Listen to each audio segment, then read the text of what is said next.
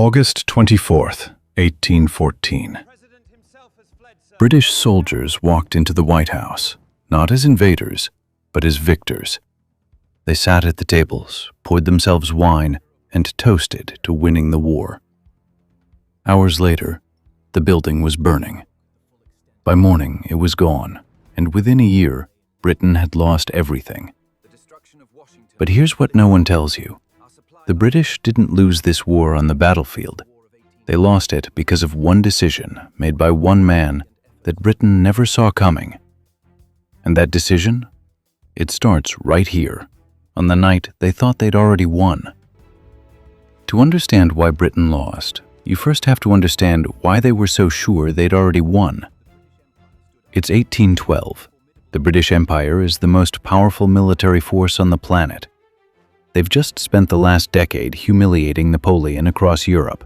Their navy controls every ocean. Their army has never lost a major war on any continent.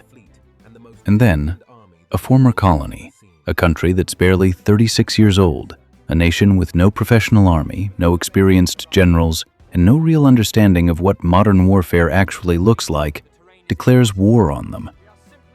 The entire British government laughed. One general reportedly said, and I'm paraphrasing, "This will be over before it begins."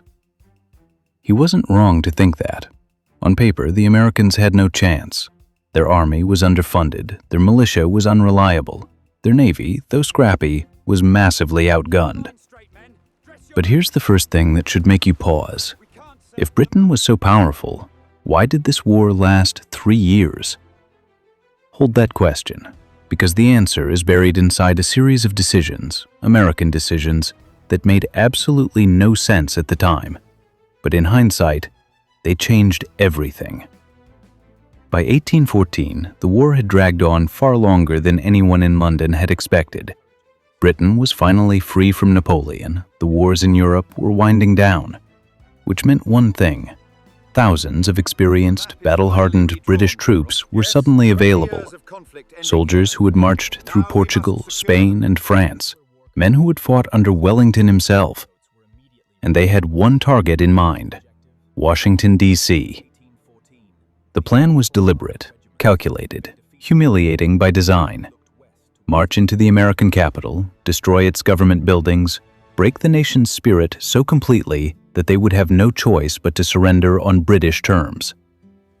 The man chosen to execute this plan was Major General Robert Ross, decorated veteran, disciplined commander, a man who had earned his reputation on some of the bloodiest battlefields in Europe.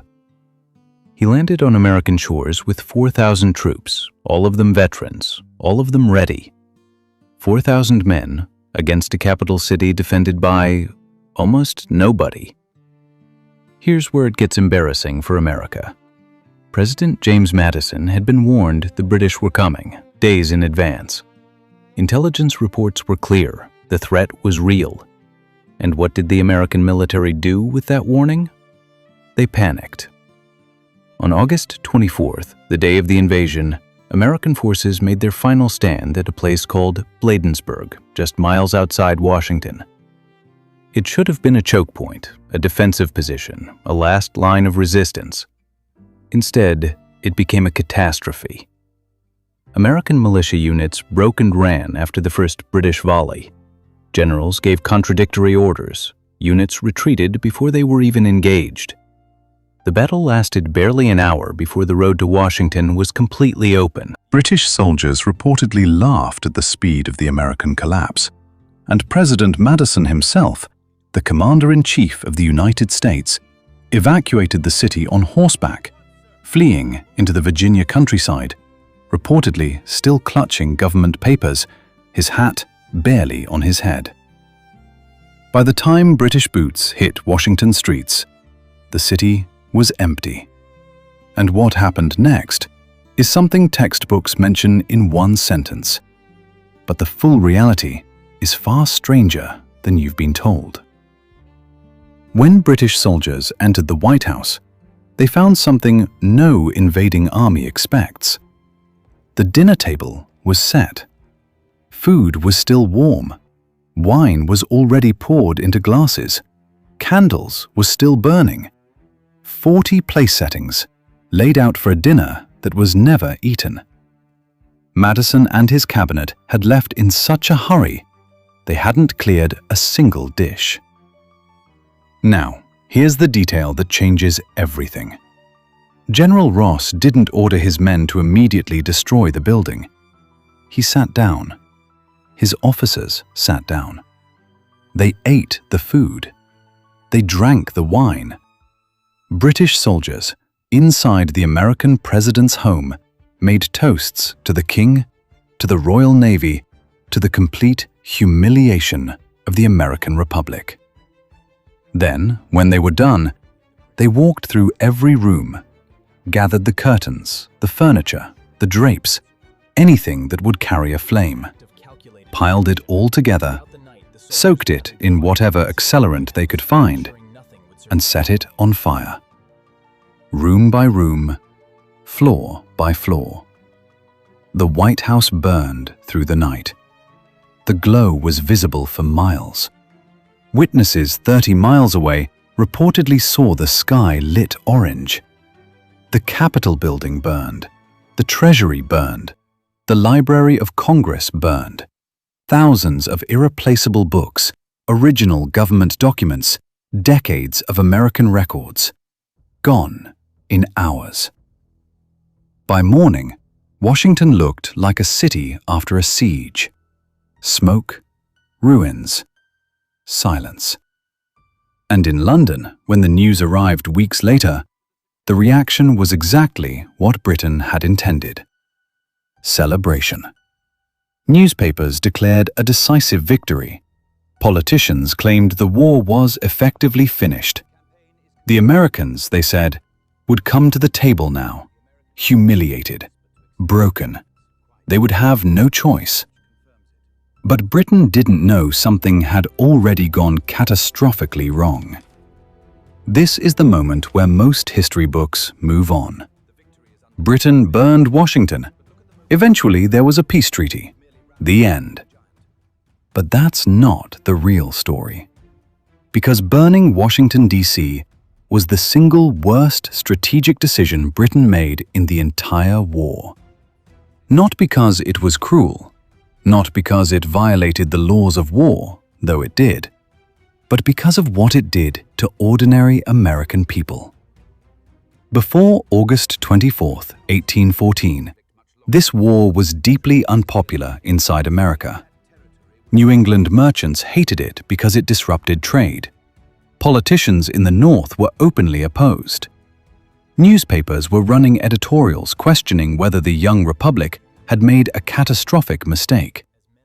There were genuine, serious conversations about whether America should simply negotiate an exit and accept British terms. The war had no national momentum, no unity, no emotional fire behind it. And then Britain burned the White House. And everything changed overnight. Americans who had argued loudly against the war were now furious. Not at Madison, not at Congress, at Britain. Newspapers that had criticized the war effort were now calling for total resistance. Men who had refused enlistment were showing up at recruitment offices. Women were organizing supply chains for militia units. Citizens who had never thought about the war at the frontier were now taking it personally. Britain had accomplished in one night what American politicians had failed to do in 3 years of speeches, debates, and propaganda. They had unified the country. But even this isn't the real reason Britain ultimately lost. The real reason comes down to one battle, one city, one man standing on a ship in a harbor, watching to see if a flag was still flying. After Washington, General Ross chose his next target, Baltimore, major port city, economic engine of the American coast, heavily symbolic. Taking Baltimore after Washington would complete the psychological destruction of American resistance and almost certainly end the war. Ross was confident. His officers were confident. They had just walked through the American capital with almost zero resistance. What could Baltimore possibly do? Here's exactly what Baltimore did. While Washington had panicked, Baltimore had prepared. For weeks, the city had been organizing with a discipline Washington never showed. Civilians dug miles of trenches. Militia units drilled daily. A heavy chain was stretched across the harbor entrance to block British warships. And guarding that harbor was Fort McHenry, a star-shaped, heavily armed fortress with one job: hold. On September 13, 1814, the British fleet opened fire. For 25 straight hours, British warships bombarded Fort McHenry without stopping. Cannons, rockets, and shells raining down without pause. And when the smoke finally cleared, in the pale gray light of September 14th, the American flag was still flying above Fort McHenry. The fort had not fallen. General Ross never saw it. He had been killed by an American sharpshooter during the opening ground assault, before the bombardment even reached its peak. The British attack collapsed without him. The naval assault failed. The ground offensive failed. Baltimore held.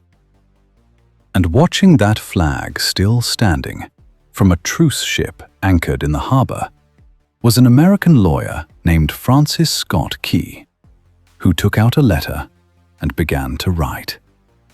"Oh, say, can you see, by the dawn's early light, the star-spangled banner? Born in the smoke of a battle Britain thought they had already won." Even after Baltimore, the war wasn't officially over. Peace negotiations had been running in parallel in Ghent, Belgium. And Britain, despite burning the American capital, despite their overwhelming military superiority, signed a treaty that gave America almost everything it wanted. No territorial concessions, no reparations, no formal acknowledgement of British victory. The border between America and Canada returned to exactly where it was before the war started. On paper, a draw. But in reality, America had survived a direct invasion by the most powerful empire on Earth. They had held Baltimore when Washington had fallen. They had written their national anthem in defiance of a bombardment designed to break them. And they emerged from the war with something no treaty could have given them: a national identity, a belief in themselves that had never fully existed before 1812. Britain burned the White House to destroy American confidence. Instead, they created it. The irony is almost too brutal to process. The single most humiliating moment in American history, the president fleeing, the Capitol burning, the government in collapse, became the crucible in which American patriotism was permanently forged. Empires understand armies. They understand navies. They understand trade routes and territorial treaties and the mathematics of military power. What they never understand, what they always underestimate, is what happens to ordinary people when you take something from them that they love.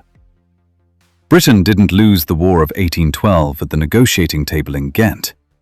They lost it on the night they struck the match. August 24th, 1814. British soldiers raised a glass inside the White House. They thought they were toasting the end of a war. They were lighting the beginning of something they could never put out.